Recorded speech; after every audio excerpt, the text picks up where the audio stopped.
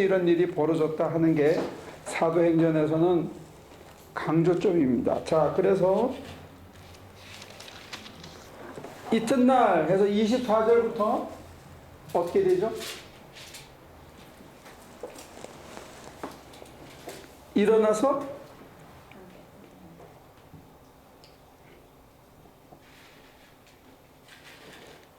28절을 누가 한번 다시 읽어주시면 되겠습니다. 그들에게 말하였다. 유대 사람으로 이방 사람과 사귀거나 가까이 하는 일이 불법이라는 것을 여러분도 아십니다. 그런데 하나님께서 나에게 사람을 삭제하거나 부정하다거나 하지 말라고 지시하셨습니다.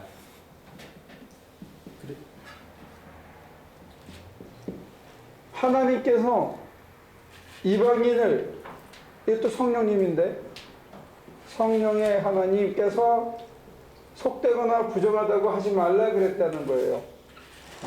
그런데 베드로는, 지금 여기도 베드로하고 고넬료가 나오잖아요. 근데 베드로는 고넬료에게 뭐라고 묻습니까?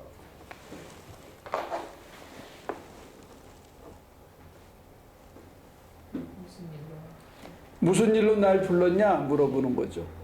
성령께서 가라고 해서 왔는데, 성령께서는 속되거나 부정하다거나 그런 거 하지 말라고 해서 자기가 왔는데, 욕먹을 줄 뻔히 알고 왔는데 도대체 뭔 일로 나를 불렀냐, 이제 이런 거예요.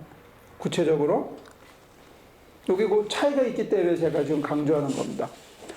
중요한 핵심은 성령이 고넬료에게, 성령이 베드로에게, 그리고 중간에 사람을 보내서 베드로를 데리고 왔어요. 그리고 베드로하고 고넬료가 만났습니다. 만났는데 베드로는 디테일한 거는 몰랐다 이게요. 성령의 인도를 따라가는 데 있어서 또 하나의 그게 뭐냐면 모호성입니다. 모호성. 이 모호성을 우리는 자꾸 싫어해요. 믿음이 있으면 모호한 게 없는 것처럼 자꾸 생각을 해요. 아직까지 뚜렷한 상이, 이미지가 나오지 않았습니다. 구체적인 no detail. 디테일이 아직 없다는 거예요. 이게 성령의 역사입니다. 베드로는 그런 의미에서 성령의 황홀경을 받고 환상을 받고, 그래서 그 환상을 따라서 뭘까 고민하고, 고민한 다음에 따라갔어요. 자기로서는 넘기 힘든 장벽을 넘은 겁니다. 이방인들의 집에 들어갔으니까 장벽을 넘은 거예요. 넘었는데도 불구하고 여전히 뭐하다? 모호한 겁니다. 모호. 사실은 이게 신앙입니다. 모호한데 따라갈 수 있다는 거. 성령이 나타나서 자기에게 지시하셨기 때문에 따라는 가지만 자기는 그게 뭔지 정확하게 모른다는 거예요. 다 알고 간 게 아닙니다. 제가 왜 여기를 강조하냐면, 사람들이 모호하지 않은데 반대가 뭐죠? 우리말에서는 뭐라 그러나? 클리어 컷하기를 바라거든요. 뭔가 확실하고 분명하고 손에 잡히고 이러기를 바래요. 근데 만약에 신앙이 모호한 게 신앙이라면, 모호한 대로 따라가는 게 신앙이라면, 신앙이 아직은 모호한데 가면서 이미 자기는 확신에 차 있고 분명하고 손에 뭔가 붙들고 간다면 그거는 뭐예요? 그건 MMO가 아니고 자기가 만든 거예요. 이걸 사람들은 자꾸 어슈런스라고 생각하고 확신이라고 착각하고 있다는 거예요. 여기 굉장히 중요한 포인트가 지금 성경에 나와 있는데 우리가 자꾸 놓치고 있는 것 같아서 지금 쭉 스토리텔링을 하는 겁니다. 이해가 됩니까? 신앙을 우리들은 페이스 할 때 이 페이스를 어슈런스라고 생각해요. 이게 A가 있나 없나? assure.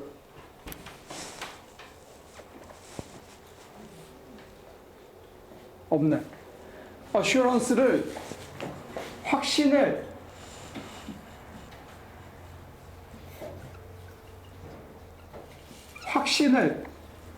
faith라고 착각해요.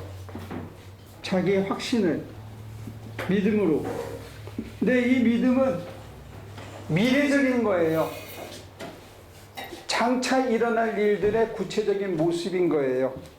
아직 상은 이루어지지 않았기 때문에 오늘의 눈으로는 그 상이 보이지 않습니다. 그 이미지가.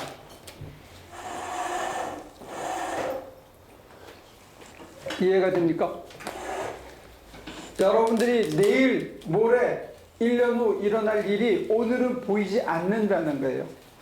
근데 그 내일, 모레, 1년을 향해서 성령이 우리를 인도해 갈 때 믿음이 뭐냐 했을 때 막연한데 성령이 이끄시기 때문에 따라가는 이 모호성, 이게 믿음이라는 거예요. 근데 이거를 사람들이 불안하니까 자꾸 뭔가 확실하고 손에 잡히는 걸로 자꾸 만들고 싶어 해. 근데 그거 자체가 자기가 만든 거기 때문에 진짜 이루어지는 거하고는 거리가 있고 그걸 붙들고 그거를 만들어 가려고 하면 사실은 어떤 일들이 벌어지느냐? 엉뚱한 짓들을 하게 된다 얘기. 어제 제가 학교에서 설교하면서 이 본문을 통해서 잠깐 학생들한테 얘기했는데 신학생들이 갖고 있는 실수 중에가 뭐냐? 신학교 들어오면 처음에는 못 모르고 들어오고 개 중에는 뭐 죽기로 결단한 사람도 있지만 대부분이 뭐 그냥 구경 삼아 갖고 조금 더 알고 싶어서 오고 그랬는데 이게 서로가 전도사라고 불러주다 보면 나중에 어떤 일이 벌어지냐면 언제 내가 졸업하지? 내가 언제 이 졸업하고 전도사 되지? 몇 년 후에 안수받고 목사 되지? 그 다음에 선교사로 언제 나가지? 담임은 언제 되지? 이거 꽂고 앉았다고요. 근데 문제는 뭐냐면 목사가 돼야 된다 또는 전도사가 돼야 된다 장로가 돼야 된다 이렇게 자기들이 손을 꼽을 때 자기들이 갖고 있는 이미지가 고정된 이미지라는 거예요.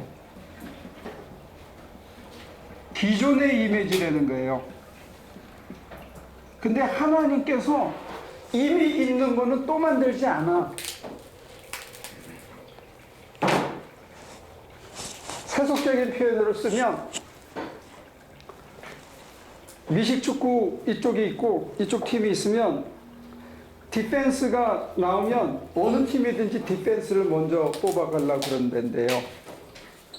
근데 똑같은 거를 두 개를 가지진 않아 사람들이. 내가 좋은 디펜스가 있으면 그 다음에는 오펜스를 찾아야지. 디펜스 포지션에 두 명을 세계적인 애를 두 명씩 두진 않거든요. 무슨 얘기냐면 하나님께서 여러분들을 부를 때는 이미 있는 것을 더블로 만들지 않는다는 거예요. 예비 후보로 가면 몰라도 각자가 다 독특한 사람이라서 불렀다는 거예요. 다 다르기 때문에. 다 각자의 역할이 있다는 거예요. 근데 우리가 갖고 있는 이미지는 뭐냐? 목사님, 그럼 이런 이미지가 있어. 내가 그렇게 되는 것처럼 생각하고 있다. 아니래.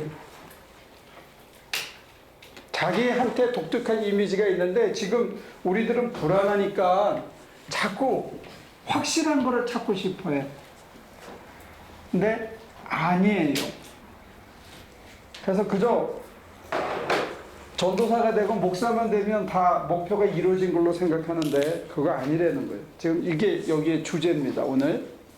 그거 조금 더 이따가 보도록 하죠. 신앙이 뭐냐 했을 때 모호하다는 걸 지금 강조하는 거고요. 그 다음에 30절.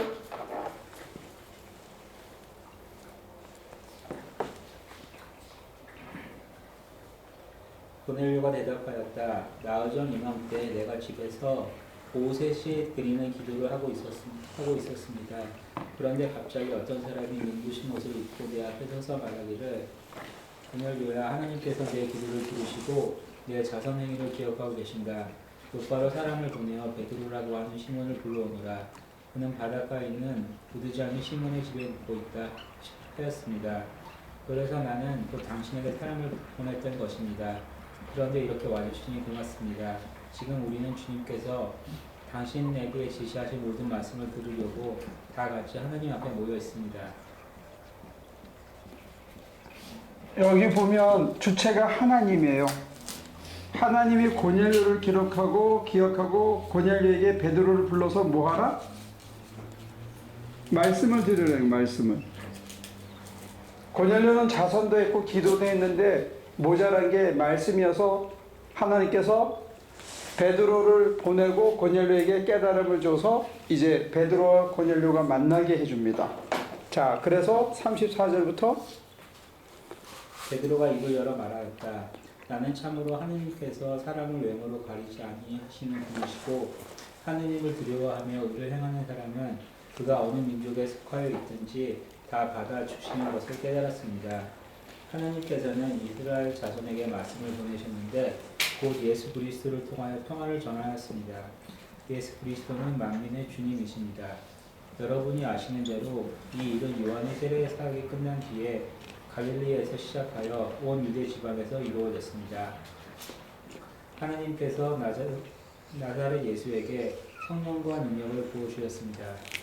이 예수는 두루 다니시면서 선한 일을 행하시고 마귀에게 엉거는 사람들이 모두 고쳐주셨습니다.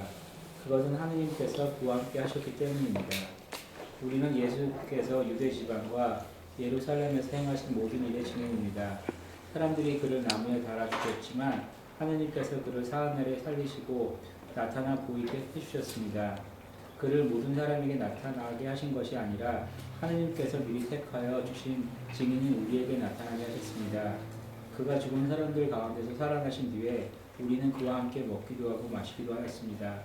이 예수께서 우리에게 명하시기를 하느님께서 자기를 살아있는 사람들과 죽은 사람들의 심판자로 정하신 것을 사람들에게 선포하고 증언하라고 하셨습니다. 이 예수를 두고 모든 예언자가 증언하기를 그를 믿는 사람은 누구든지 그의 이름으로 죄사함을 받는다고 하였습니다. 네, 설교의 핵심은 예수 그리스도입니다. 예수 그리스도가 뭘 하셨는지, He's doing, 그 다음에 그가 어떻게 죽었는지, 그 다음에 그가 어떻게 다시 살아나셨는지, 그 다음에 그가 어떻게 심판하실 건지, 모든 설교의 포커스가 예수라는 거예요. 그 다음에 설교가 끝났어. 그랬더니 44절에 어떤 일이 벌어져요? 베드로가 이런 말을 하고 있을 때 그 말을 듣는 모든 사람에게 성령이 내리셨다. 그래서 할례를 받은 사람들 가운데서 믿게 된 사람으로서 베드로와 함께 온 사람들은 이방 사람들에게도 성령을 선물로 부어주신 사실에 놀랐다. 그들은 이방 사람들이 방언으로 말하는 것과 하나님을 높이 찬양하는 것을 들었기 때문이다. 그때 베드로가 말하였다. 이 사람들도 우리와 마찬가지로 성령을 받았으니 이들에게 물론 세례를 주는 것보다 나갈 수 있겠습니까? 그런 다음에 그는 그들에게 명해서 예수 그리스도의 이름으로 세례를 받게 하였다. 그들은 베드로에게 며칠 더 머무기를 청하였다. 설교할 때 성령이 내렸어. 그럼 어떻게 된 거예요?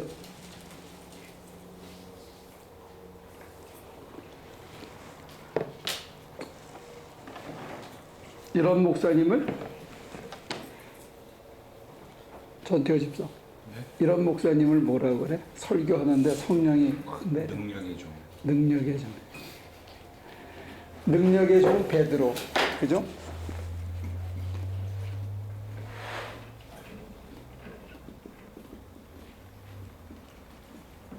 그렇게 되면 이제 우리가 사도행전 10장 전체에서 주어가 베드로가 되는 거예요.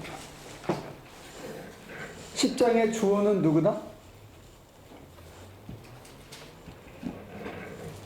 성령이세요, 성령. 베드로가 아니고. 그리고 베드로 설교의 핵심이 예수 그리스도라는 것을 잊지 않으면 좋겠고요. 이 전체 프레임워크를 가지고 하나씩 다시 봐요. 고넬료에게 성령이 나타나신 건 우리가 잠깐 제껴놓고요. 9절부터 봤을 때 베드로에게 뭐가 나타나요? 9절에 베드로가 기도하려고 지붕으로 올라가 있었다. 때는 오정쯤이었다. 난 12시에 배가 고파서 뭐가 먹고 싶은 생각이 들었는데 기도하고 있었어요. 사람들이 음식을 장만하는 동안에. 근데 10절에 보니까 베드로가 어떻게 됐다?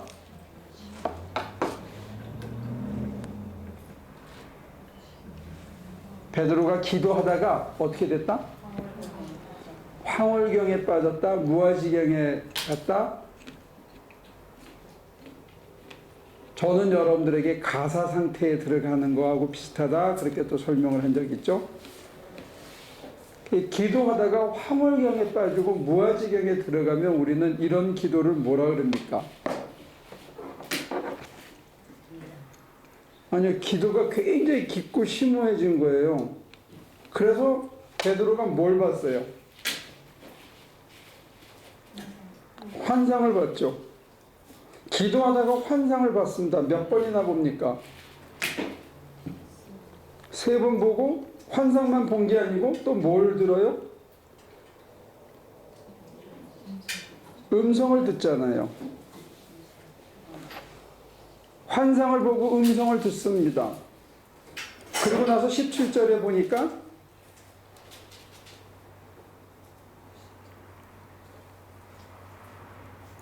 자기가 본 환상이 대체 무슨 뜻일까 하고 속으로 어리둥절하고 있는데 이게 뭐지 하고 이성을 써서 생각하고 있는데 사람이 찾아왔어요. 그 다음에 19절에 보면 베드로가 그 환상을 곰곰이 생각하고 있는데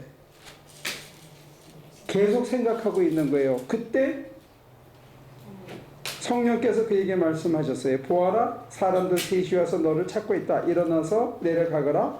그들은 내가 보낸 사람들이니 의심하지 말고 함께 가거라. 아주 디테일하게 성령께서 설명을 해줍니다. 가라고. 오케이? 그래서 무슨 일로 왔어? 하고 대화가 시작되고 이튿날 베드로는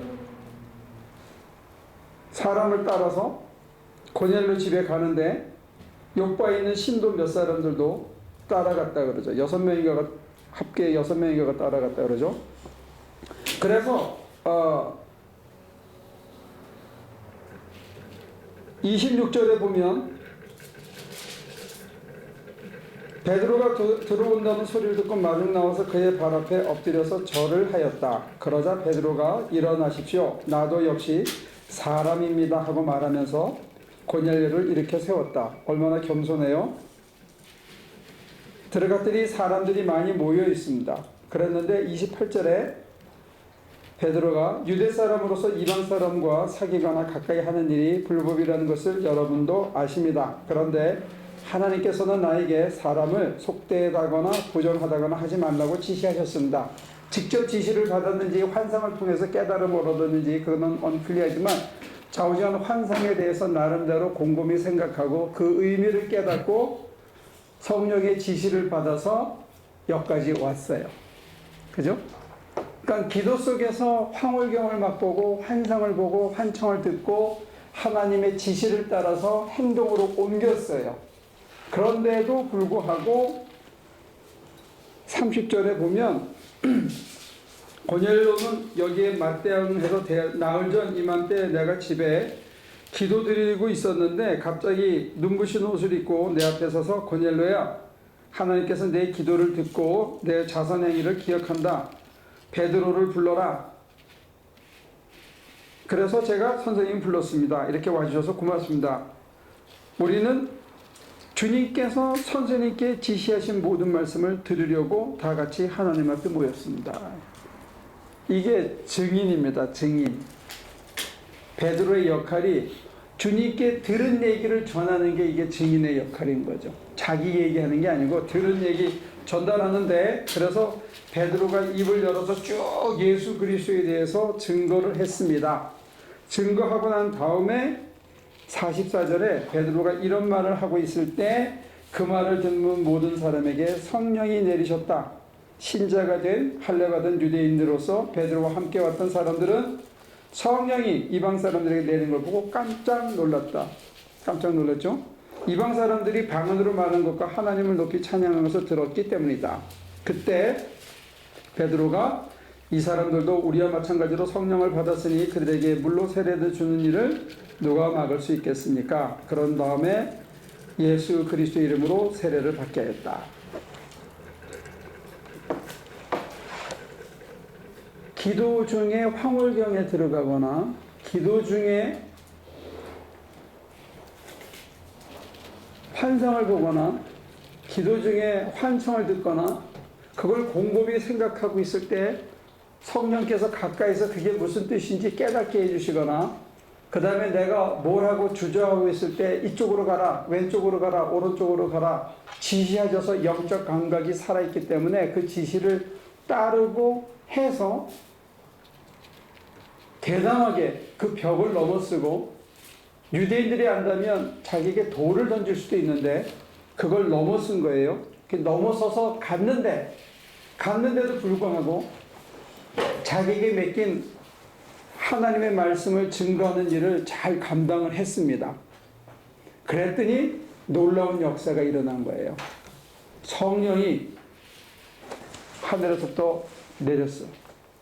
이게 사도행전 10장이고 오늘날 대부분의 목사님들은 이걸 사모하고 나도 이렇게 됐으면 좋겠다 생각을 합니다.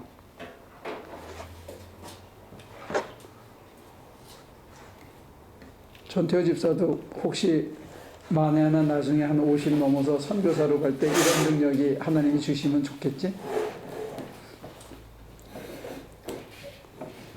여러분들은 어떻게 생각합니까? 이런 능력을 받으면 좋겠다.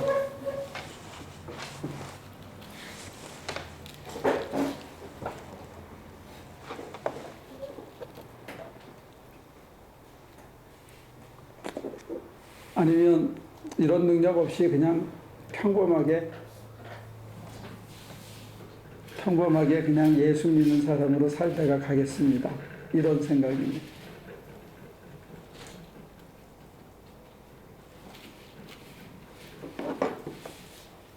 그러면 그 12명 중에 베드로만 다른 거예요, 이렇게? 아니죠. 심지어 빌립 사도한테도 이런 역사가 일어나죠. 그때는 누구에게나 이런 성령의 역사가 있었죠. 이게 뭐 내가 이렇게 해야지 해서 되는 것도 아니고. 주어가 성령이시고 주어가 하나님이라는 사실이 굉장히 중요한 거예요. 우리는 혼동하기에 어떤 목회자, 어떤 능력받은 사람들에게 이런 일이 일어난다라고 자꾸 생각하는 경향이 첫째 있다는 거고, 두 번째 기도하게 되면 환상과 환청이 반드시 동반된다는 거예요.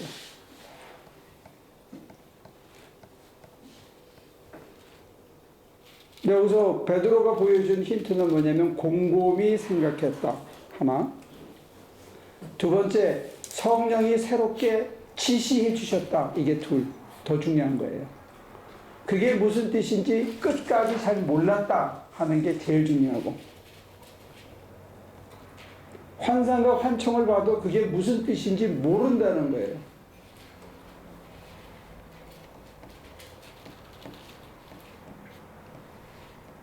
언제까지? 한참 후에까지. 지금 여기서 10장에서 끝나지만 베드로가 이 의미를 완전히 파악했냐? 아니다는 거예요. 자기 딴에는 하나님이 지시하셔서 이방인을 속되거나 부정하다거나 하지 마라. 그래서 내가 여기 왔다. 그래서 자기는 모든 걸 깨달은 것처럼 얘기하고 한 칸 더 나가서 성령이 내리는 걸 보면서 과감하게 물세례까지 준 거예요. 이방인에게. 그래서 이방인에게 세례를 준 건 바울이 제일 먼저가 아니고 베드로가 제일 먼저인 것처럼 나와요. 사실 더 앞에는 빌립이 줬어요. 집사 빌립이 이디오피아 내시에게 세례를.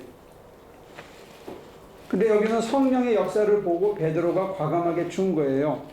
그러니까 사도들이 사마리와 땅끝까지 이르러 내 증인이 되라 했던 것을 이미 시작한 거예요. 이 본문만 보면. 그러면 사도행전 10장에서 우리가 알 수 있는 것은 뭐냐면 기도 생활을 할 때 황홀경에 들어갈 수 있다는 거. 이 현상이 따라온다는 거예요. 두 번째, 여러분들이 환상과 환청을 볼 수 있다는 거예요.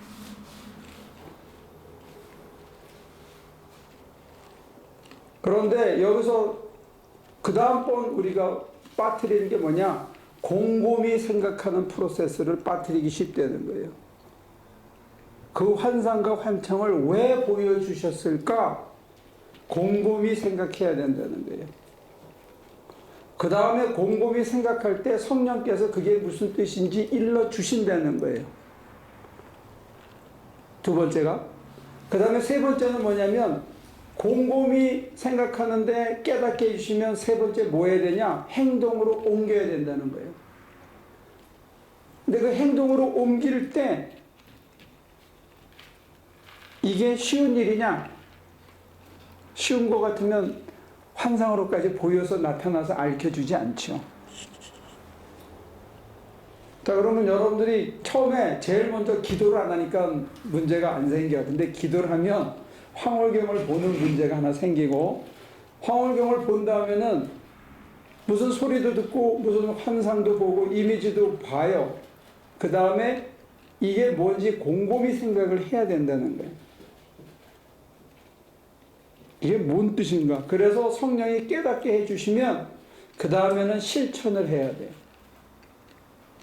근데 그 실천이 베드로가 이방인을 찾아가서 그 집에서 같이 먹고 이틀을 유하고 이거 하는 것 자체가 굉장히 어려운 일이었다는 게 그 당시로는.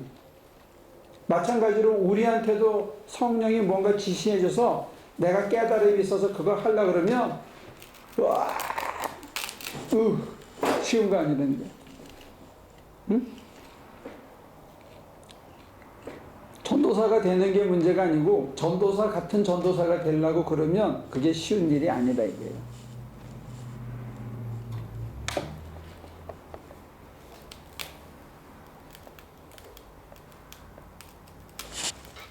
남을 비판하기는 쉬운데 자기가 그 자리에 들어가서 정말로 존경받는 사람이 되어지는 거, 그 자리에 걸맞는, 그거는 굉장히 어려운 일이다 하는 겁니다.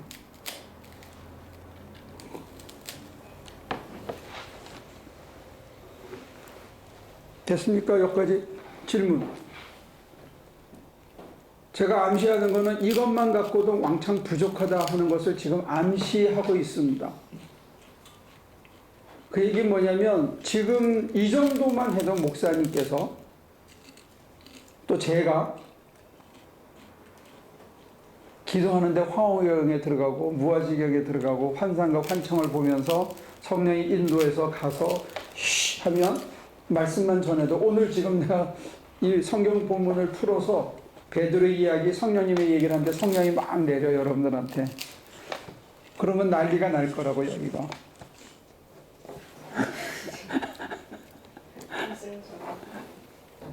그지? 하나교회 성경 공부 가면 사람들이 다 뒤집어지고 방언하고 뭐 환상을 보고 황홀경에 빠진다더라. 그러면 여기 막 구름대 같이 올지도 모르죠. 근데 저는 주제넘게 이것도 부족하다 하는 얘기를 하는 거예요. 거기에 대해서 여러분들이 생각을, 제가 거기까지만 먼저 얘기했으니까 거기에 대해서 먼저 여러분들의 생각을 얘기해 주시면 좋겠습니다.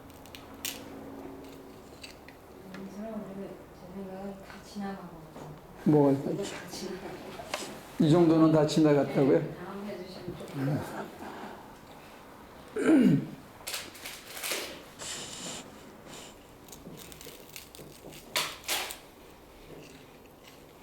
환상과 환청이 황홀경과 따라오기 때문에 사람들이 여기서 멈추는 경향이 있기 때문에 제가 자꾸 강조하는 거예요. 기도도 안 해서 이 자리까지 못 간 사람들은 차라리 문제가 없어. 사고를 안 치는데 여기에 오면 이 황홀경 때문에 환상과 환청과 성령의 지시 때문에 소위 멘토나 목사의 지시나 가이던스를 안 받으려고 하는 경향이 생긴다 이거예요. 그래서 많은 세월을 혼자 이렇게 배회하게 돼 있어.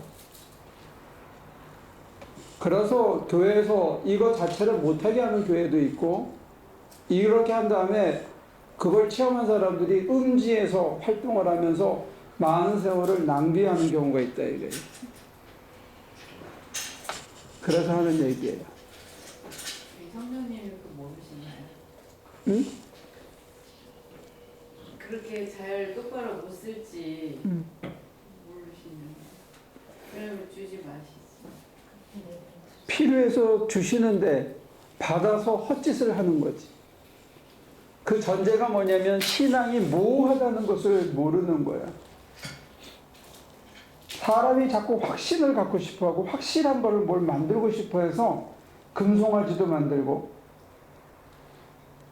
하나님은 상을 만들지 말라 그랬는데 사람들은 자꾸 상을 만들고 싶어 해요. 그래서 만들어준 게 조윤규 목사님이 축복이라는 상을 만들어줬어.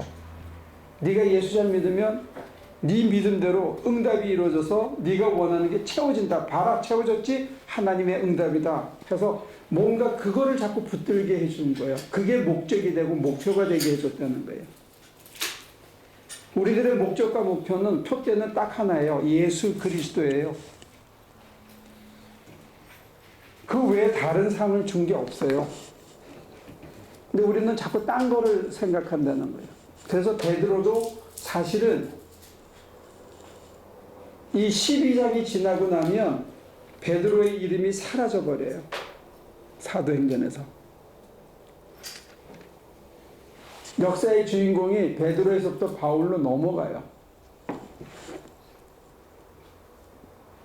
어떤 사람들은 이게 기독교가 예수의 종교가 아니라 바울의 종교가 됐다 하고 뭐 학자들은 비판하는 사람도 있는데, 바울이 예수를 위해서 살아낸 삶의 모습을 보면 그렇게 쉽게 비판하기는 어려워요.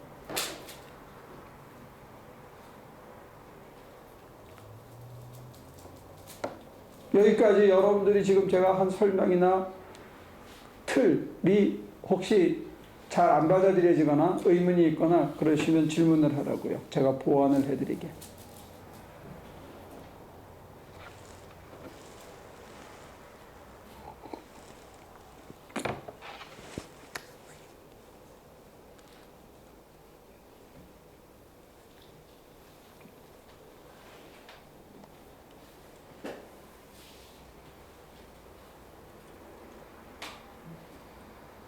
자, 그럼 하나씩 거꾸로 물어봅시다.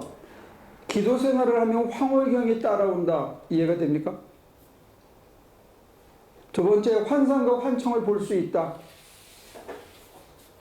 이해가 됩니까? 기도 생활에서. 세 번째, 그걸 곰곰이 생각해야 됩니다. 그게 뭔 뜻인지, 현실에서 어떻게 적용되는 건지, 도대체 이 환상이 뭔 뜻인가, 나한테 뭐라고, 왜 이러시나 하는 거를 저나 여러분들이 곰곰이 생각해야 된다. 이해가 됩니까? 그 부분 곰곰이 생각해야 된다. 그래서 성령이 지시를 해준다. 이게 그게 무슨 소리인지 깨닫게 해주신다. 이게. 오케이? 거기까지 이해가 돼요? 그 다음에 여러분과 저한테 요구되는 게 행동으로 옮겨라. 욕먹을 각오를 하고, 반대나 저항이 있을 걸 각오하고 행동으로 옮겨라. 그래서 성령이 엄청난 역사를 했다. 여기까지 이해가 돼요? 그런데 제가 여러분들에게 챌린지하는 거는 이것만 갖고는 아직 모자란다 이거예요. 그러면 여러분들이 저한테 그렇게 챌린지 해야죠. 이것도 못하는 주제에 이거 한 사람 보고 모자란다 그러면 되느냐? 이제 이렇게 챌린지를 해야죠.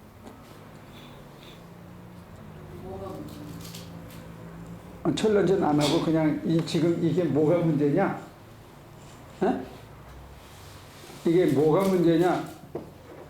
다른 분들도 그게 궁금합니까? 우리 장순희 집사님처럼? 제가 왜 이게 모자란다고 생각하는지?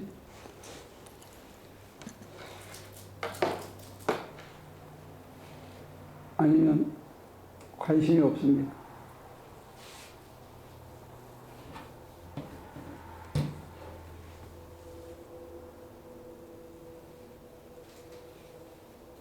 지금 뭐들 보고 있는 거야?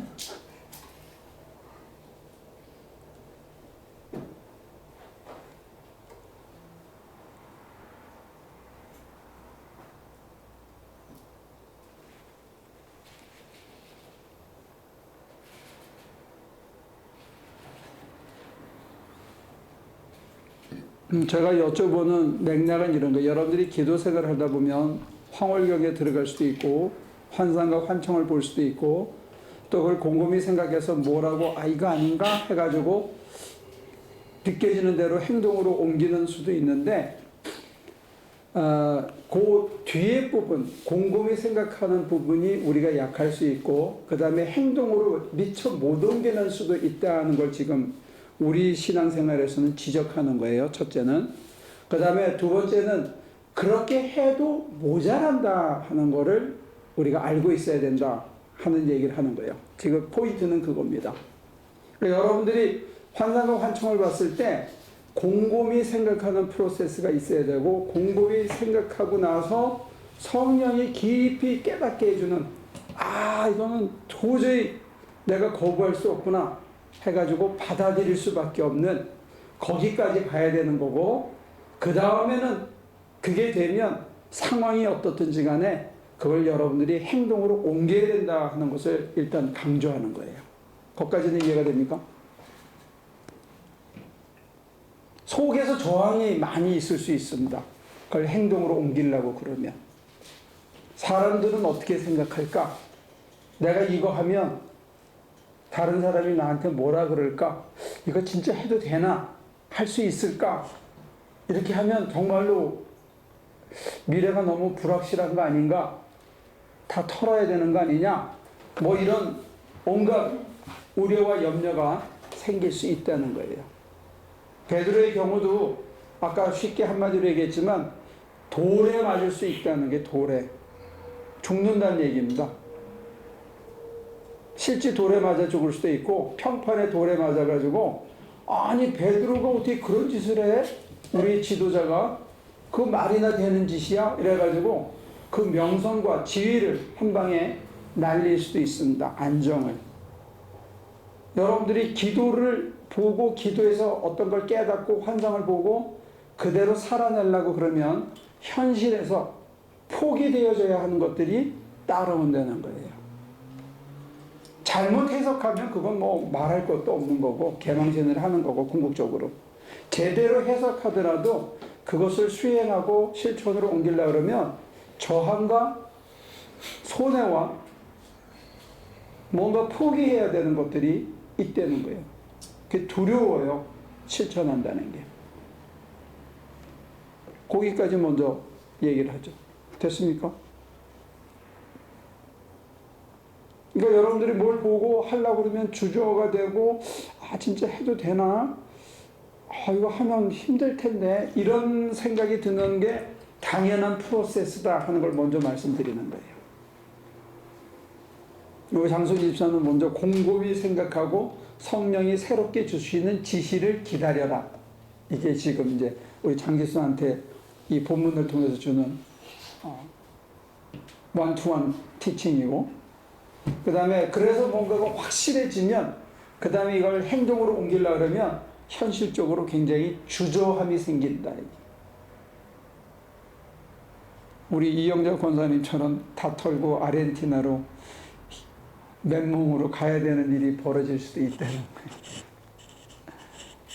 행동으로 옮긴다 그러는 거는 사실은 쉬운 일은 아니에요. 현실을 포기하고 현실의 안정과 안락을 내려놓아야 되는 극단적인 모습도 있습니다.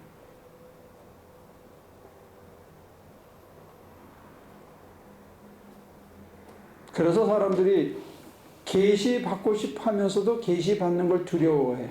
그러면 그런 환상이나 이런 그런 계시를 주실 때 우리가 곰곰이 생각해도 잘 못 알아먹고 또는 그 지시하신 것에 대해서 내가 그게 들은 게 맞나? 뭐 이런 잘 모르겠고 확신이 안 나서 주저주저 하고 있을 때 그게 맞다. 진짜대로 가라. 이렇게 확실하게 더 자꾸 재컨펌을 주시나요? 근데 알아들을 때까지? 알아들을 때까지 할 수 있는 힘을 주시고 갈 수 있는 방향을 일러주시는데 상을 만들려고 애쓰지 말라는 거예요. 모한 채 가라는 거예요. 여기가 포인트입니다. 아, 그러니까 이렇게 가면은 하나님이 뭐를 해주시려고 그러나 보다 하는 기대. 그런 것들을 가지시면 안 내가 돼요. 가면 거기 가서 뭐 할 일이 있을 건가 보다 하는 그런 생각. 그런 걸 구체화시킬수록 더 멀어질 수 있다는 거예요. 근데 그런 어떤 것들은 즉각적으로 그렇게 지시를 해주시고 그걸 따라오도록 도와주시기도 하지만 어떤 일들은 좀 몇 년을 거쳐서 당치 알 수 없는 일들도 있잖아요. 버팅기고 있어요. 베드로 같이 위대한 사도 중에 사도도 하루를 계속 개기고 있거든요. 들어와서 묵어라 그랬지 바로 따라가지 않았죠. 근데 지금 목사님은 그렇게 개기는 게 맞는 태도라고 얘기를 하시는 거죠. 그게 인간이라는 거예요. 인간이 인간으로서 따라가야지 신인 것처럼 하고 따라가면 확실하게 자빠진다는 거예요. 그러니까 우리에게 지금 얘기하시는 거는 들었으면 일단 앉아 있어. 당연하죠. 기다려야 되는 거예요. 기다리고 기도하고 뭔지가 나름대로 이 안에서 힘이 꽉 차서 그걸 따를 수밖에 없는, 저항할 수 없는 내적 확신이 들어와야 된다는 거예요. 이 내적 확신하고 이미지네이션하고는 다른 겁니다. 사람에 대한 신뢰가 껍데기 때문에 오는 게 아니고 그냥 믿어줘야 된다는 게 그 사람이.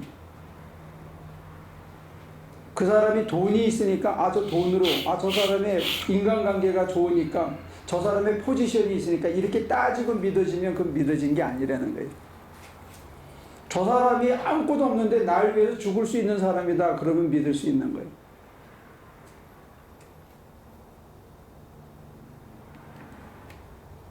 우리는 자꾸 그 사람의 힘, 돈, 명예, 어떤 인간관계의 마당발 이런 것 때문에 내 문제를 해결해 줄 거다, 해결할 수 있는 힘이 있지 않을까 이렇게 기대하는데 그렇게 하면 실패한다는 거예요. 우리의 외적인 판단에 근거한 것이 안 맞다는 것을 얘기하는 겁니다.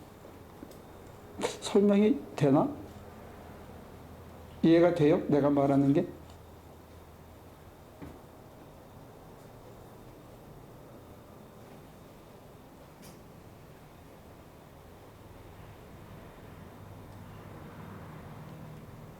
쉽게 설명이 안 된 건가? 전투의 집사 다시 말해봐. 내가 또 어렵게 설명하고 있네 지금?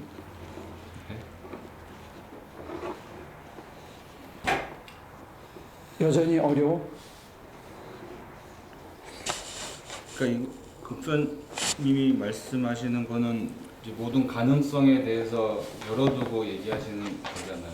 뭐 여기 요 사건만을 가지고 풀이하자면 좀 약간 과대 해석적인 면도 없지 않나요? 무슨 뜻이지? 만약에 지금 베드로도 하루 개겼다. 그래서 그 다음 날 가게 했다. 이런 걸 또 보면 여기 정황상 가이사랴에서 요빠의 거리, 그리고 여기 기도 올릴 때는 오정쯤. 그래서 가이사랴에서 요빠 거리 찾아보니까 한 50km 된다는데요. 그러니까 오후에 이 사람들이 왔으니까 그날 밤에 가기는 바로 따라가기는 힘들 수 있으니까 당연히 그 다음 날 아침에 가려고 이제 한 것일 수도 있는데. 그럴 수 있겠죠. 그러니까 주어진 현상 가지고 설명할 때는 보다는 조금 더 아니 그 앞에 가능성. 곰곰이 생각했다는 게 2번이나 나오거든. 그러니까 곰곰이 화면. 생각했지만 그 바로 이해할 수 있게 사람들도 찾아왔고 갈 수 있는 상황들이나 설명들이 이제 구체적으로 주님이 얘기해 주셨으니까 성령께서. 근데 내 얘기는 뭐냐면 그렇게 해서 자기 나름대로는 충분히 깨달은 것 같고 그래서 행동으로 옮겼잖아요. 네. 그런데 이 사건 전체를 봤을 때 여전히 부족하다는 걸 지적하는 거예요. 여기에 머물면. 지금 내가 결론을 아직 얘기를 안 해서 그런 건데, 지금 포인트는 곰곰이 생각하고 성령의 지시를 따르고 그래서 자기 나름대로 깨달아서 그렇게 했는데도 불구하고 돌에 맞을 각오까지 하고도 했는데도 여전히 부족하다 이거예요.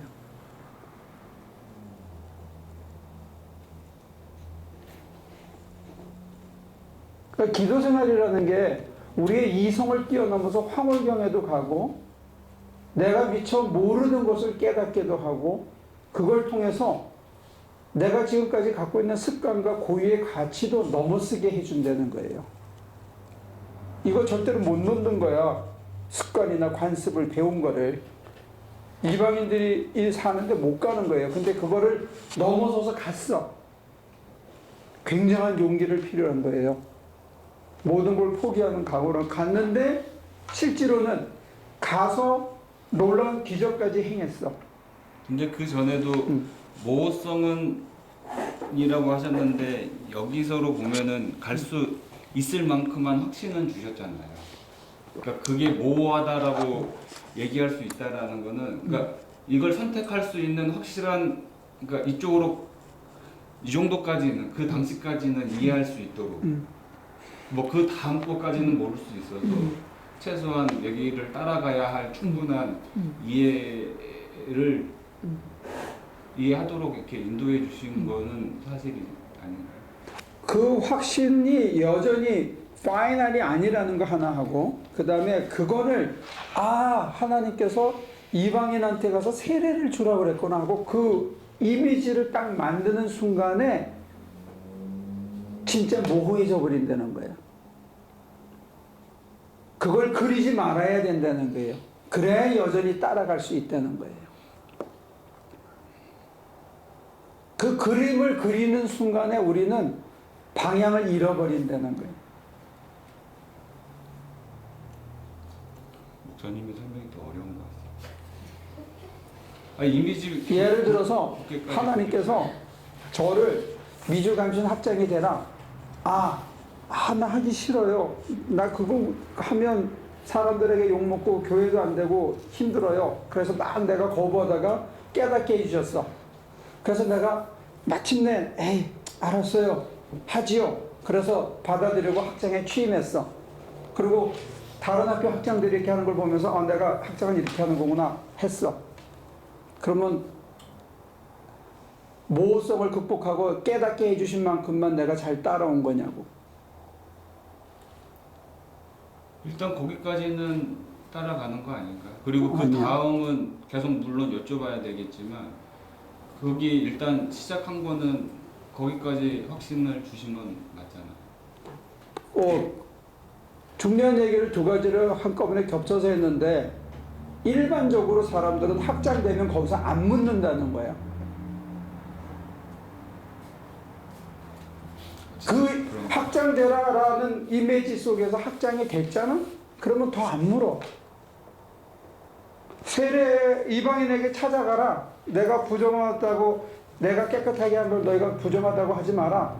이방인들을 속되거나 부정하다고 하지 마라. 그래서 지시를 했어. 그래서 왔어. 그래서 복종하다고 생각하거나 속되지 생각하지 않고 성령 세례 주는 걸 보고 물 세례까지 다 줬어. 그리고 끝이라는 거야. 그걸 이미지로 만들어 버리는 순간에 끝난다는 게 그러면서 잘못 빠진다는 거지. 선교사가 되라. 그래서 선교사가 됐어. 선교사로 나가서 선교사 취임하는 순간에 하나님이 자기를 여기 왜 보냈는지를 잊어버리는 거야.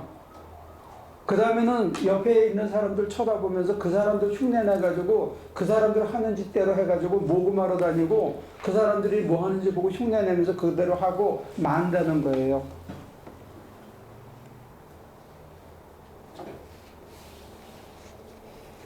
그리고 오늘 우리가 갖고 있는 고정관념은 뭐냐? 말씀 전할 때 성령이 내리고 해줄 수 있으면 영빨 있는 목사, 성공한 목사 능력의 종, 말씀의 종 이렇게 해가지고 좋은 목사 이렇게 피리어드로 딱 끝난다는 거예요.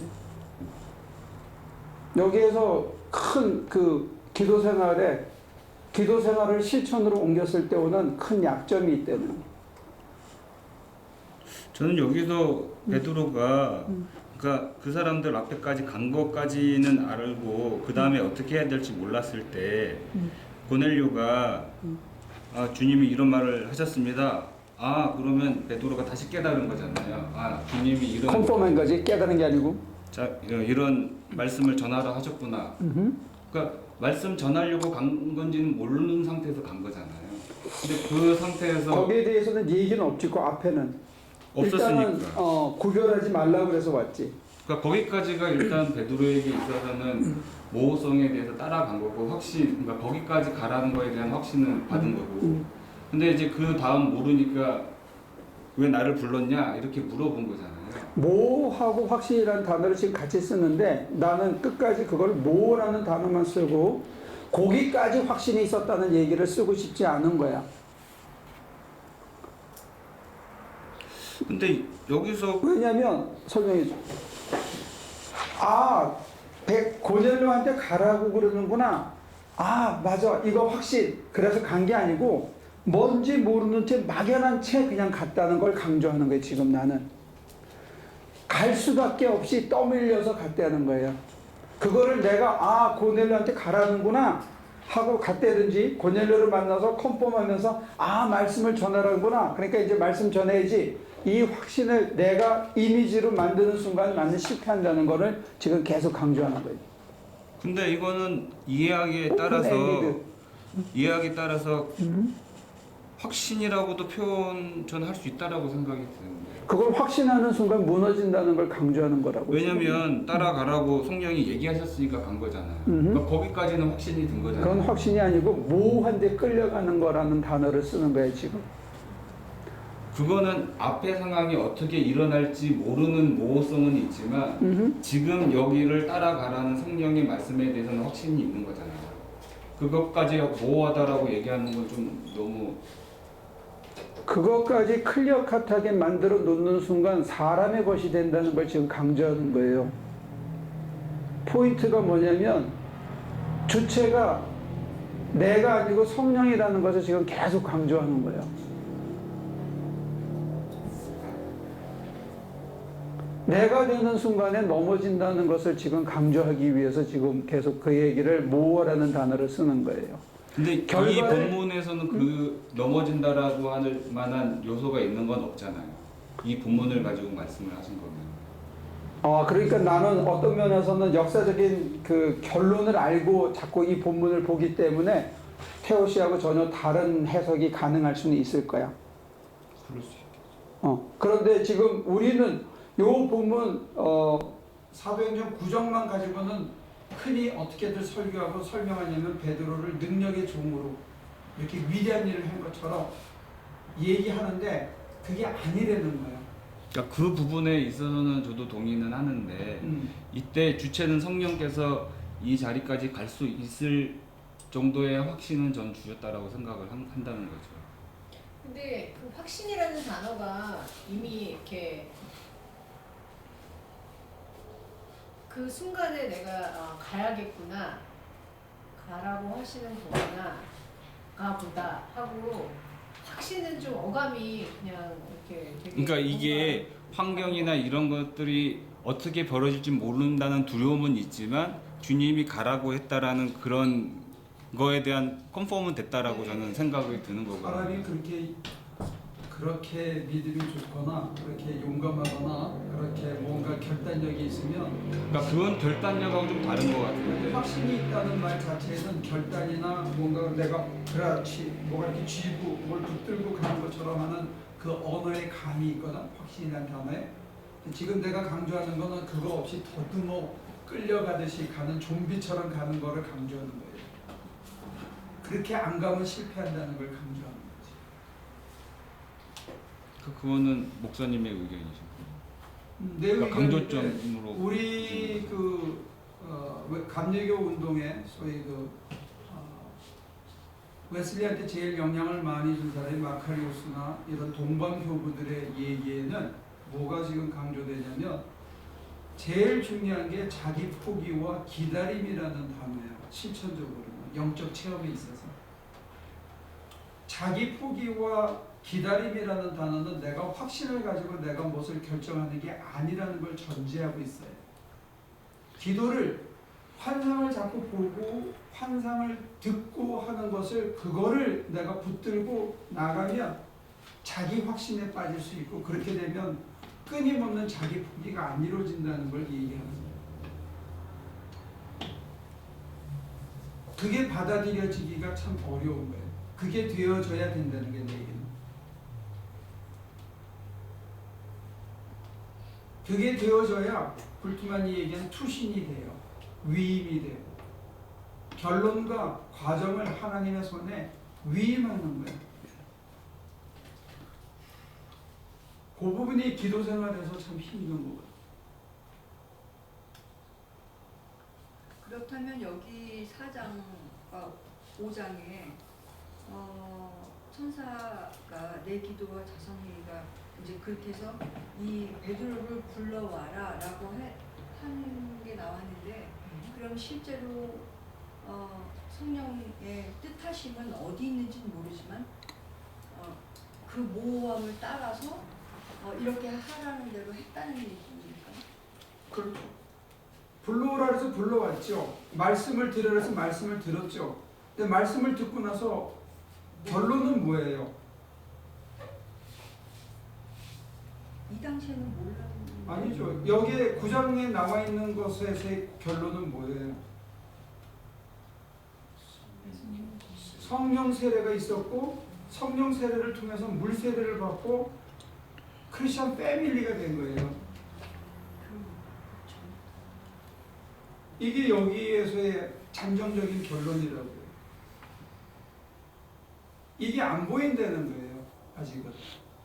따라가서 이 결론이 나온 거지 자기가 여기까지다 이게다 하고 붙들면 그 다음으로 오픈 엔디드가 안 된다는 게 언제나 끝이 열려 있어야 된다는 얘기를 지금 계속 강조하는 거예요. 뒤를 열어놔야 된다는 거예요. 그래야 계속 따라갈 수가 있어요. 안 그러면 저나 여러분들이 어느 선에서 멈추게 됩니다.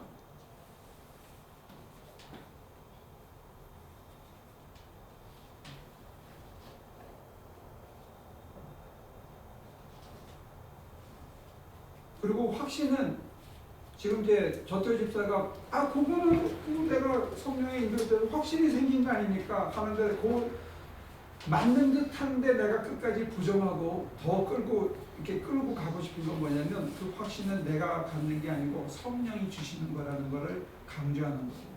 나는 여전히 모호한 거예요. 계속 걸어가면서도 성령을 신뢰하기 때문에 가는 거지 내가 하는 일은 전혀 확실히 드러나지 않은 거예요. 뭘 해야 되는지는 여전히. 그렇기 때문에 성령을 신뢰하고 성령이 인도하는 대로 뭐든지 하는 거예요. 참 역설적이지만 어디까지만 하거나 무엇을 하는 게 아니고 성령이 인도하시는 것을 하는 거예요. 근데 그 따라가는 주체 역시 그러니까 따라간다라는 의미가 내가 이거에 대한 확신 그러니까 이게 언어의 단어를 데피니션하는 거에 대한 이게 이해가 좀 다를 수 있겠지만 제가 보는 입장에서는 그러니까 따라간다라는 그 입장도 이게 그러니까 말씀하신 대로 모호는 하지만 내가 결심을 하는 것도 있잖아요. 성령께서 물론 그 확신을 부어 넣어 주시지만 내가 거기에 대한 확신 없으면 당연히 이거 안 갈 리는 없는 거 아닌가요? 그것도 믿음이라고 보면 믿음일 수도 있겠지만 나는 네가 확신 가지지 않길 바라는 거야. 네 확신에다가 네 인생을 걸지 말라고. 네 확신이 아닌 성령님의 손에다가 네 인생을 걸라고 지금 얘기하는 거야. 예를 하나 들어드릴게요.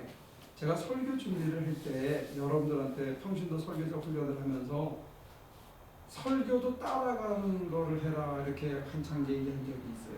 여기 중에 반은 그 설교 작품을 받았는데 그게 뭐냐면 설교 준비를 일주일 내내, 2주일 내내 말씀을 가지고 곱씹으면서 조금씩 적고 정리를 하고 본문을 분석해서 계속 묵상을 하면서 정말로 감동을 받고 아 이거구나 해가지고 자기가 토요일 날 다 적었어. 다 적었어. 그 다음에 일요일 날 아침에 왔을 때 뭔가 한 단어가 생각나면서 내가 준비한 본문이 전체가 다르게 이해가 돼. 그러면 어떻게 해야 돼 그때? 지금 하는 맥락대로 하면 일주일 내내 묵상을 해서 토요일 날 정리를 다 했어. 은혜를 받고. 그런데 일요일 새벽에 되니까 단어 하나가 탁 떠오르는데 그 눈으로 내가 정리한 걸 보니까 전혀 다르게 보여. 그러면 어떻게 해야 돼요? 지금 단어대로 하면 따라가야 되는 거야. 이 토요일 날까지 내게 은혜를 많이 줬던 확신을 줬던 본문을 내려놓고 일요일 새벽에 왔던 단어 하나로 그 본문 전체를 다시 따라가야 되는 거예요. 설교가 완전히 바뀌는 거예요. 그게 따라가는 거야. 이게 뭐 제가 말한 뉘앙스가 이게 정말 잘못된 건지 잘은 모르겠는데 저도 그거랑 같은 맥락이라고 보거든요. 그 확신이라는 게, 그러니까 그 하나의 단어가 다르게 다가왔다라는 게 그게 제 개인적으로도 아 이게 하나님이 주신 거구나 따라간다라는 게 그게 확신 아닌가 그런 의미에서. 근데 이제 그 다음을 얘기해 줄게요. 그렇게 해가지고 야 이거 어떻게 이렇게 가지? 그러고 다시 정리를 했어. 그래서 이제 강대상에 올라가기 전에 이렇게 머리로 이렇게 쭉 정리를 다시 하고 맥을 이제 기차역을 쭉 정리를 해. 그래서 올라갔어. 잘 들어. 올라갔는데 방향을 거꾸로 가는 거야. 그럼 어떻게 해야 돼? 그 순간에 확신을 가질 틈이 없어. 이거구나. 컨펌할 시간이 없다니까. 말이 나오는데 단어가 떠올라. 그럼 어떻게 해야 되냐고. 여기에 무슨 확신이 있어. 그냥 따라가는 거라니까.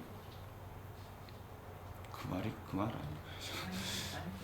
아닌가요? 많이 다른가요?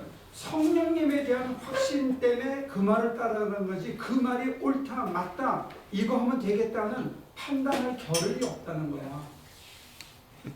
제가 말씀드리는 게 그거 같은데요. 왜냐면 아니야. 그 성령 평소에 24시간 주 7일 성령에 붙들려서 성령이 인도하신 대로 사는 게 제일 나한테 좋다는 그 신뢰가 없이는 성령이 뭐라고 이렇게 하는 때 사람이 변덕 죽이는 것처럼 보인다니까. 그리고 이 말을 전했다가 내가 어떻게 수습하지 하는 두려움이 있어. 설교를 준비를 기껏해서 원고를 다 썼는데 그거를 덮고 그 말을 전하려고 그러면 엄청 두렵다니까. 나 같은 경우에는 한 5, 6년 걸렸어. 뭐를 넘어 쓰는데 단어를 따라가는 거가 설교 중에 한 2번 꼭 놓쳐. 이유가 뭐냐? 하고 있던 말을 매듭을 짓고 그 다음 말을 따라가고 싶은 것 때문에 그 말을 놓치는 거야. 근데 매듭을 안 짓고 떠오른 말을 바로 따라가야 이게 스피디하게 가는데 그거를 놓치까지 내가 6, 7년이 걸렸다고. 떠오르는 대로 바로바로 따라간다는 게. 그게 확신이 생기기까지 기다리면 놓쳐. 타이밍을. 그 다음에 여러분들 전도자는 신방 사역을 하게 되는 사람은 운전하다가 누가 갑자기 단어가 이름이 떠오르거나 얼굴이 보이면 바로 차를 멈추고 그 사람한테 전화해야 돼. 30분 있다가 하면 늦어.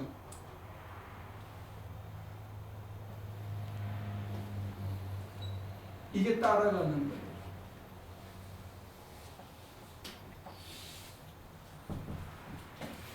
자아가 살아있으면 불가능하네요. 그렇죠. 자기 주장이 있거나 자기 판단이 있거나 자기 기호가 있거나 자기 호불호가 있으면 그게 안 돼요. 내가 말씀을 전하면서 교인들이 이 말 듣고 시험 들까 말까, 누가 나한테 뭐라고 그러지 않을까 하는 프리 저지먼트가 있으면 그렇게 따라갈 수가 없어요. 그 다음에 설교를 잘해야겠다는 욕심이 있으면 따라갈 수가 없어요. 교인들이 은혜 받았다, 여기에 대해 내가 관심이 있으면 따라 못 가요. 지금 내가 이 강의를 같이 우리가 말씀을 나누면서 내가 따라갈 수 있는 것은 여러분들이 어떻게 판단하고 나를 어떻게 할까 하는 그 저지먼트가 있으면 나를 생각하면 내가 못 따라가요.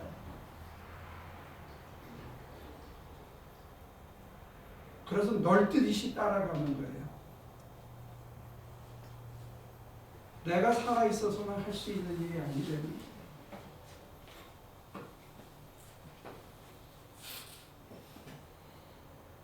왜 그런 시간이 많이 갔으니까 정리해 주는데, 왜 그러냐면 갈라디아서 2장을 봐봐요. 2장 11절부터 14절까지. 그런데 게바가 안디옥에 왔을 때 잘못한 일이 있어서 나는 얼굴을 마주보고 그를 물어봤습니다. 그것은 게바가 야고보에게서 몇몇 사람이 오기 전에는 이방 사람들과 함께 음식을 먹다가 그들이 이미 할례받은 사람들을 두려워하여 그 자리를 떠나 물러난 일입니다. 나머지 유대 사람들도 그와 함께 위선을 하였고 마침내는 바나바까지도 그들의 위선을 끌려갔습니다. 나는 그들이 복음의 진리를 따라 똑바로 걷지 않는 것을 보고 모든 사람 앞에서 게바에게 이렇게 말하였습니다. 당신은 유대 사람인데도 유대 사람처럼 살지 않고 이방 사람처럼 살면서 어찌하여 이방 사람더러 유대 사람이라고 강요합니까? 베드로서에 보면 바울의 형제 바울의 얘기를 잘못 오해해서 실족하는 자들이 생겨서 내가 이걸 보완한다 하는 얘기가 또 있어요.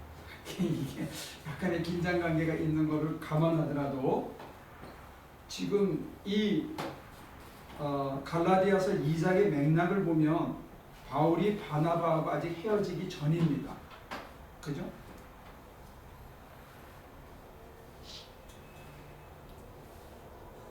그리고 이때 당시에 지도자한테 그리고 자기를 살려준 바나바한테 위선이라는 단어를 썼어요. 이거는 가장 심한 욕이었습니다. 근데 바울이 게바를, 베드로를 욕하는 장면이에요. 뭐라고 위선자? 무슨 사건 때문에 위선이라고 그랬어요? 이방 사람들하고 같이 밥을 잘 먹고 있다가 형제 야고보가 보낸, 예수의 형제 야고보가 보낸 사람들이 할례받은 유대인들이 내려오니까 같이 안 먹은 것처럼 외식을 했다는 거예요. 그러니까 베드로가 그러니까 같이 있던 바나바까지도 그렇게 하는 걸 보고 자기가 면전에서 공박을 했다는 거예요. 근데 이때 바울은 새파란 갓 입문한 불과 4, 5년 됐을까 말까 한 기독교에 들어온 지 몇 년 되지 않은 안디옥에서 이제 목회를 갓한 그런 새파란 사람이 베드로를 많은 사람들 앞에서 아주 힐난하는 장면이에요. 그 내용이 뭐냐 이거죠. 이방인들하고 같이 밥 안 먹은 것처럼 했다는 거예요. 그럼 아까 우리가 사도행전 9장에서 한 얘기하고 어떻게 돼요?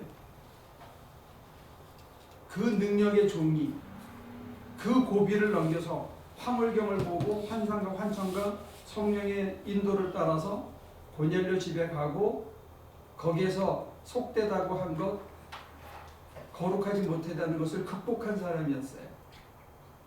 그리고 세례를 주고 성령 세례를 하고 말씀을 전하고 했던 사람인데 불과 몇 년 지나지 않아서 이게 얼마 큰 차가 없는 거예요. 그럼 여기에 무슨 문제가 있다는 거예요?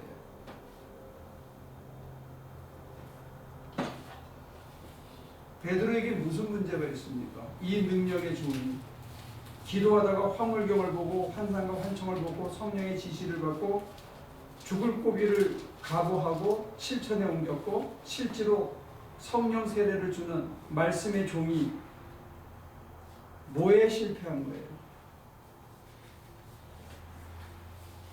사람들한테 잘 보이는 사람들에게 잘 보이려고? 또?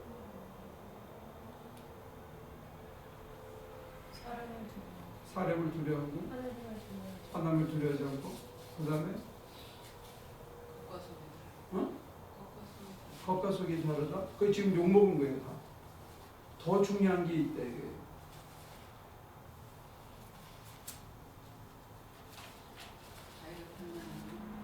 자기가 판단한 거?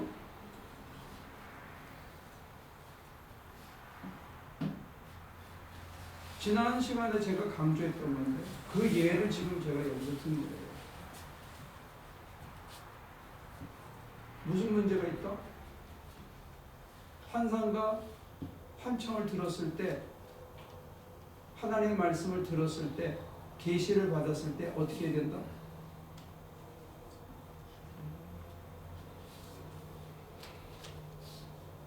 하나님이 거룩하게 한 걸 속되다고 하지 마라. 이방인을 속되거나 거룩하지 못하다고 판단하지 말고 그들을 부정하지 말라 그랬어요. 그러면 그 말씀을 들었으면 어떻게 해야 되는데? 그 사람들을 가서 그렇게 대했어. 말씀을 전했어. 세례를 줬어. 근데 몇 년 지나지 않아서 마치 속된 것하고 부정한 것하고 같이 앉아서 밥 먹은 것처럼 보여서 난 아니야 하고 떨어져서 나와서 있다가 새파란 바울한테 욕을 직살나게 먹은 거예요. 뭐가 잘못됐냐 이거지. 목숨을 안 걸었다. 하나님을 두려워하지 않았다. 사람을 건졌다. 또 뭐가 잘못되고 있습니까? 삶이 변하지 않은 것 같아요. 삶이 안 변했다.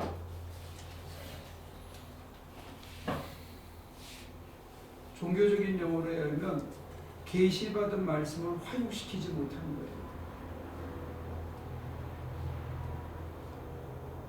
계시를 받고 깨닫고 그걸 실천하고 그 놀라운 능력을 발휘하는 거에 멈췄지 그 말씀이 그 사람이 되지 않았다는 거예요.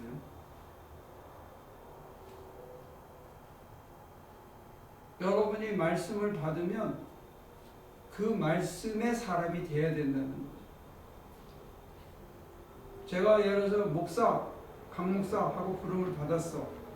그러면 하나님이 원하시는 양태의 내용을 담은 그런 목사가 되어야 된다는 거예요. 목사를 가르치는 목사라고 부름을 받았다. 그러면 진짜 목사들이 가르침을 받기를 기대할 수 있는 목사가 되어져야만 된다는 게 그렇지 않으면 여전히 가짜라는 거예요. 그 모니카가 말하는 그렇게 살지 않았다고 뭐 다른 점이 있어요. 사는 게 누적되어져서 인간의 인성과 품성과 기질이 바뀌어서 그런 인간이 되어졌으면 몇 년이 지났어도 바나바가 있든지 바울이 있든지 누가 있든지 간에 그 이방인의 집에 가서 자기가 옛날에 세례 줬던 것처럼 그 사람들은 진짜 한 형제로서 그리스도 안에 같은 동지로서 생각하고 대하고 그렇게 했었어야 됩니다. 그렇게 인간이 바뀌고 그의 중심이 바뀌고 삶이 바뀌었어야 된다는 거예요. 그럼 세속적으로 얘기하자면 본질적으로 바뀌어야 된다는 거예요. 그렇죠. 근데 목사님 그 사건 이후에 단지 몇 년 안에 인간의 본질적으로 바뀌는 일이 일어났었어야 된다라고 얘기하기에는 너무 성급한 거 아니에요? 근데 하나님이 이 사람을 충격, 바꾸시는 이 거는 충격이 평생을 통해서 바꾸시는 거지 어느 한 타임 프레임을 정해놓고 그 안에 바뀌어야지 네 이렇게 말할 수는 그리고 없잖아요. 이루고 나서 이 욕을 먹고 나서 나중에 로마로 가가지고 십자가에 거꾸로 죽은 뒤집어서 죽은 게 몇 년 차이가 안 나. 시간이 많지 않은 거예요. 베드로의 경우에는.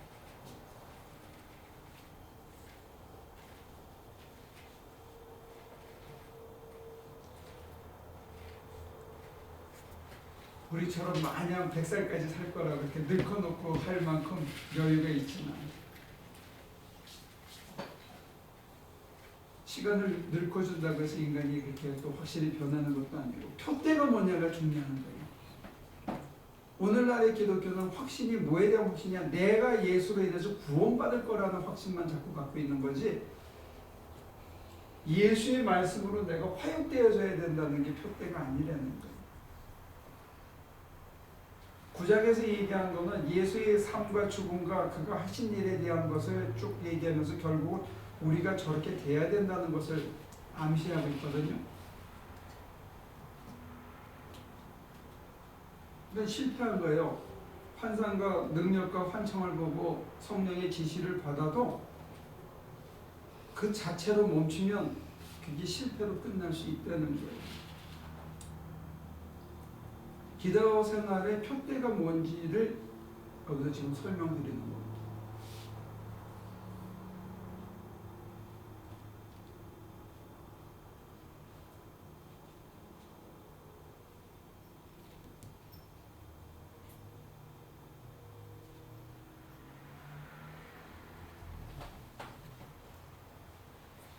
근데 이게 베드로에게는 충격적인 사건이었고, 오늘 바울하고 컨프런테이션을 하는 게 이 충격이 디테일하게는 안 나왔지만 우리가 개핑을 하면 그로 십자가를 거꾸로 뒤집어질 수 있는 그런 모멘텀이 되지 않았나, 그런 상상도 해볼 수 있습니다.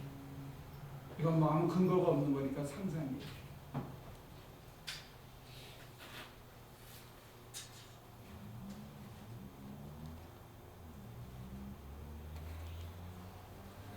그래서 제가 여러분들에게 자기 포기라는 거, 아까 우리 장소희 집사가 얘기한 자기 생각이나 판단이나 자아가 있으면 이거 참 하기 힘들지 않느냐, 그래서 자아 포기라는 얘기를 계속 쓰는 거예요. 내 판단, 내 기호, 내 주장이 있으면 이렇게 따라가기가 참 힘들다. 근데 따라감의 끝이 뭐냐, 푯대가 뭐냐 했을 때 우리의 본질이 바뀌고 우리의 품성이 바뀌고 우리의 기질이 하나님의 기질과 하나님의 마음과 하나님의 품성으로 바뀌는 것이 신앙의 표대다 하는 얘기를 드리는 거예요. 하나님의 관심은 거기에 있다는 거예요.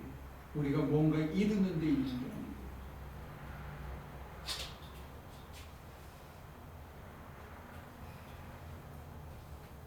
그러니까 표대를 잘 잡으시면, 방향 설정이 잘 되면 변화가 있을 수 있다.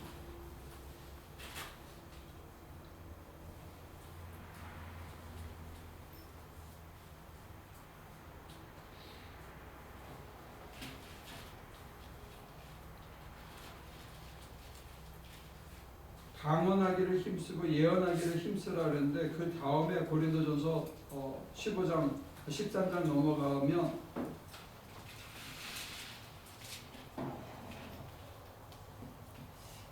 가난하고 어렵고 힘든 사람에게 사랑을 실천하는 모습을 강조하고 있거든요. 결국은 사랑의 화육을 얘기하고 있다는 거예요. 은사를 얘기합니다.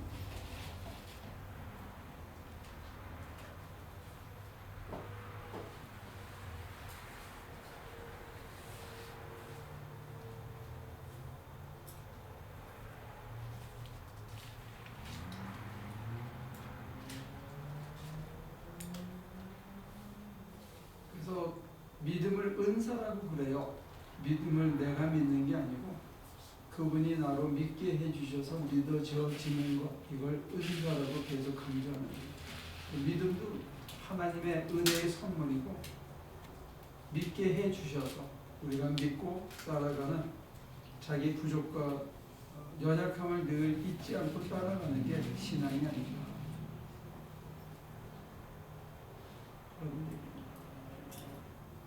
이거를 이제 실존주의자들이 얘기하는 결단, 책임, 자율 이렇게 가면 굉장히 멀어지는 게 아닌가, 저는 그런 생각을 해요.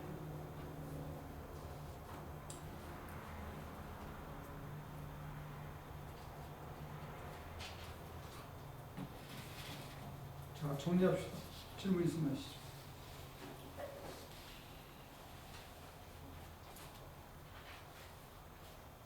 목사님은 그렇게 하신다 그러잖아요. 갑자기 진짜 다 내려놓고 따라가고 어떻게 보면은 완전히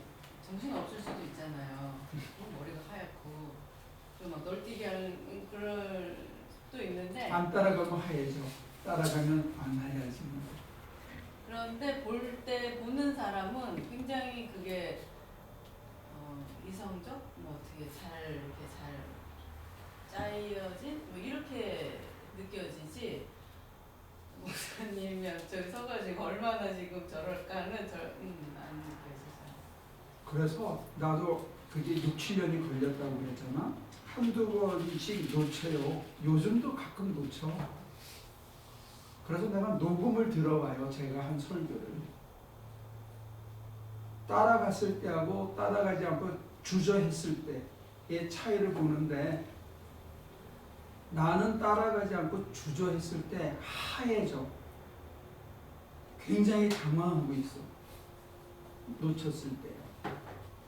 다시 이렇게 이끌어 가시기 전까지 그 공백이 한 10초에서 30초 정도 되는데, 그게 얼마나 긴 게 느껴지는지 몰라. 근데 그러고 나면 녹음을 듣고는 잘 모르지만 내려올 때 내 심정은 진짜 죽을 쓴 괴로운 심정이라. 근데 그 전에는 그거를 따라가야 되니까 막 더 정신이 없고 그렇죠. 처음엔 그랬죠. 처음엔. 왜냐면 제가 갖고 있던 논리적인 훈련 때문에 논리성을 내려놓는 게 저는 굉장히 힘들었어요. 말을 이렇게 할 때 갑자기 중구난방식으로 하는 게 나는 참 힘들었거든. 우리 장로님은 내가 말하는 게 중구난방으로 한다고. 우리 대표적인 사람들이 몇 명 있잖아, 그지? 중구난방으로. 근데 설교하면서 이 중구난방으로 가는 것 같은 내 자신의 느낌이 너무 힘들었던 거예요. 갑자기 뭘 바꿔야 될 때 참 힘들어요.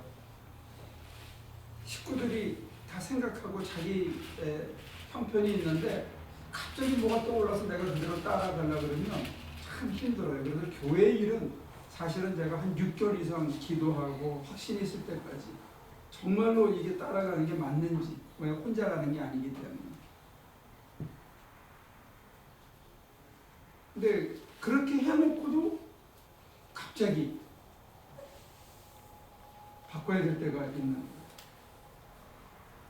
그거는 그때 시급을 다투는 일이지만 그 주위 사람들이 준비가 안 됐기 때문에 그냥 계속 보류하는 거잖아요.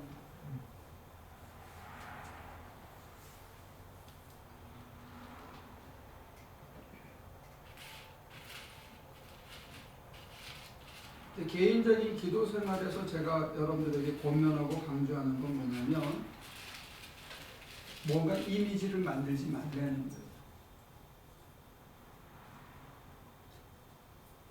두 번째는 무슨 타이틀을 받았다 그러면 그거에 걸맞는 인간이 되어져야 된다는 거예요.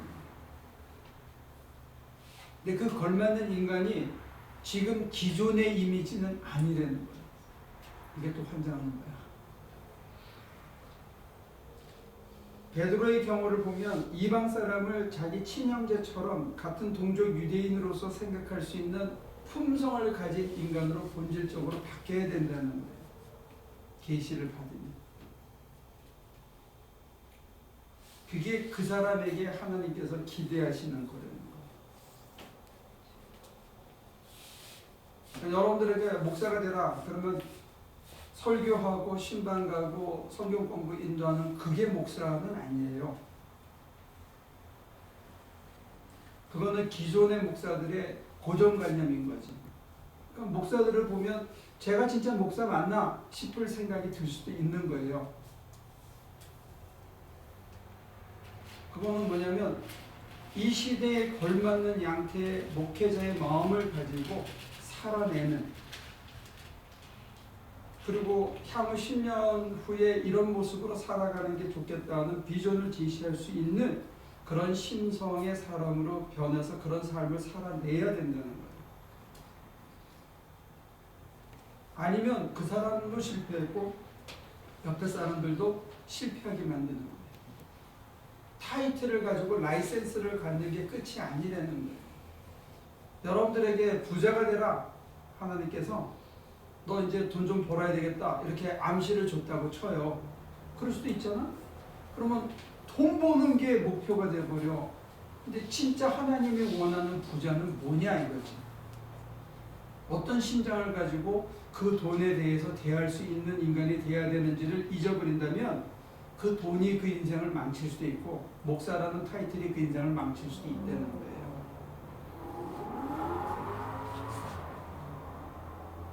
어떤 사람 중에 세계 최고의 부자가 되라 하는 그런 계시를 받았다고 쳐. 응? 그럴 수도 있겠지, 그죠? 근데 어떤 부자가 되느냐가 굉장히 중요하다니까.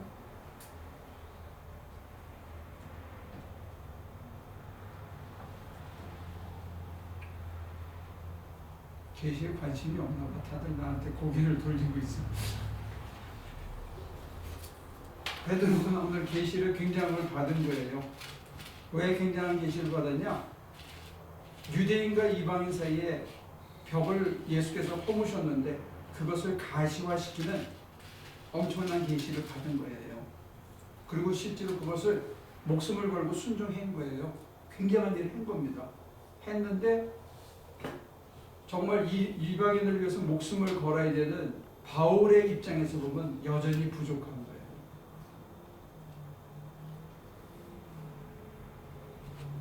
그래서 사실은 어떤 면에서 보면 이방의 사도라는 그 거룩한 직분을 제일 먼저 넘어가고는 그 직분을 바울에게 넘겼어야 되는 거죠. 이게 우리의 운명인지도 모르겠습니다. 자, 여러분들도 계시 받으면 계시를 화육해야 돼요. 자기 삶에,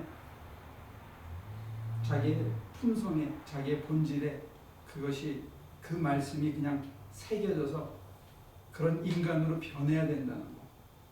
지금 그거를 오늘 강조하고 마치겠습니다. 기도합니다.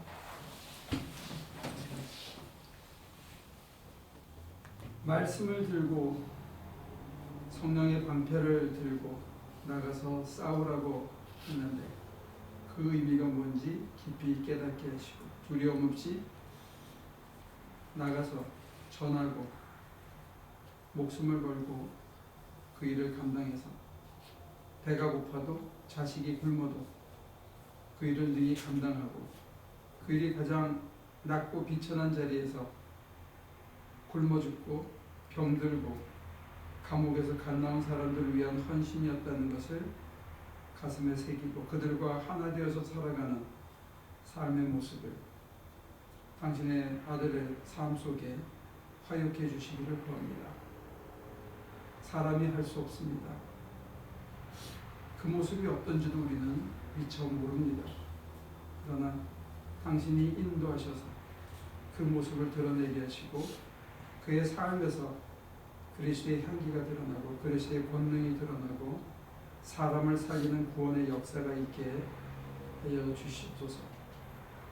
우리 스스로 그것을 거부하지 않게 하시고 우리 스스로 거기에 기름을 발라서 사람들에게 존경받고 싶어하는 얄팍한 삶이 되지 않도록 사람은 몰라줘도 하나님은 아시는 그래서 하나님이 친히 당신의 아들을 통해서 수많은 생명을 살리는 귀한 기적의 삶을 사는 그런 놀라운 일이 이루어지도록 도와주옵소서.